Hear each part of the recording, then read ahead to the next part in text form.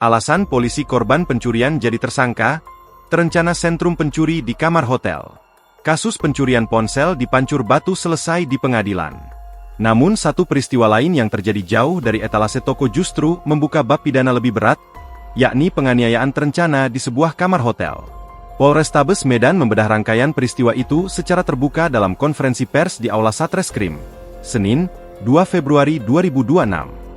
Polisi menegaskan, kekerasan yang terjadi tidak berkaitan dengan tindakan penegakan hukum, melainkan praktik main hakim sendiri yang berlangsung sistematis.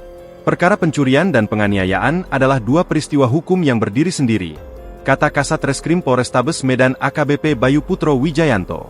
Semua bermula pada Senin dini hari, 22 September 2025. Sekitar pukul 2.27 WIB, toko ponsel Promosel di Jalan Jamin Ginting, Pancur Batu, dibobol. Dua karyawan toko, G dan R, dilaporkan sebagai pelaku pencurian. Laporan resmi masuk ke Polsek Pancur Batu. Proses hukum berjalan. Penyidik bergerak. Namun di tengah penyelidikan, pelapor mengantongi informasi keberadaan G dan R. Informasi itu disampaikan kepada polisi. Aparat berencana melakukan penindakan. Alih-alih menyerahkan sepenuhnya kepada aparat, pelapor bersama sejumlah orang mendatangi lokasi yang diketahui sebagai tempat persembunyian G dan R, sebuah kamar hotel di wilayah Medan.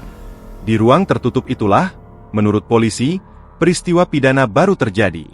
Pintu kamar dibuka paksa. G dan R dipukul dan ditendang beramai-ramai. Kekerasan berlanjut, kemudian korban diseret keluar kamar, dipiting, lalu dimasukkan ke dalam mobil melalui bagasi belakang. Penyidik menemukan fakta yang lebih serius. Dalam rangkaian kejadian itu terdapat tindakan penyetruman dan pengikatan terhadap korban, ujar AKBP Bayu. 5 saksi netral telah dimintai keterangan. Di dalam kamar hotel, polisi mencatat sedikitnya 4 orang terlibat langsung dalam penganiayaan. Setelah kejadian di hotel, G dan R diserahkan ke Polsek Pancur Batu. Keluarga salah satu pelaku kemudian mendapati keduanya dalam kondisi luka. Dugaan pun mengarah ke aparat.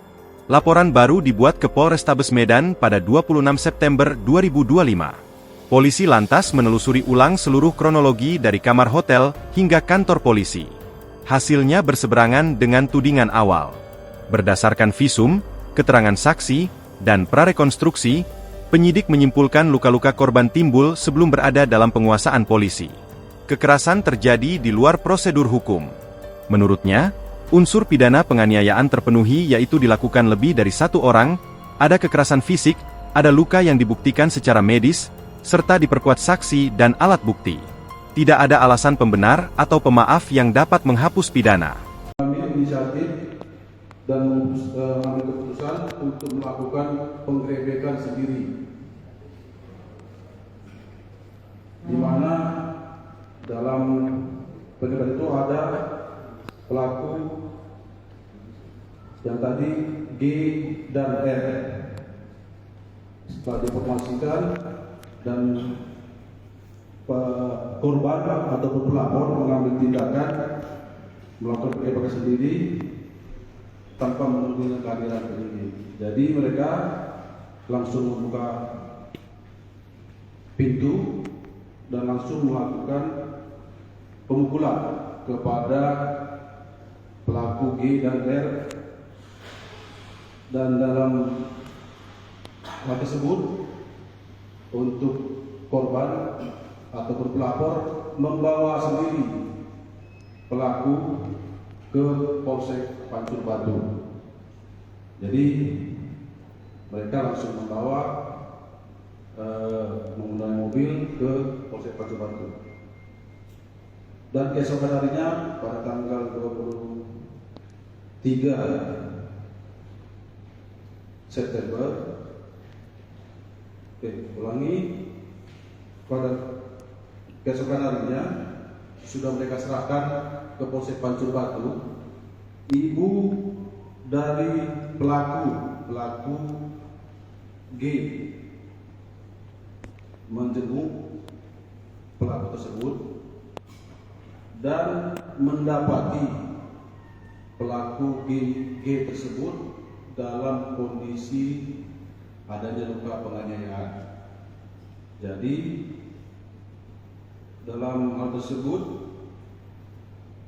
yang semula ibu pelaku menduga ini dilakukan oleh pihak kepolisian. Jadi mereka melaporkannya ke Polrestabes Medan dan ditangani sekarang LP yang kedua kasus penganiayaan.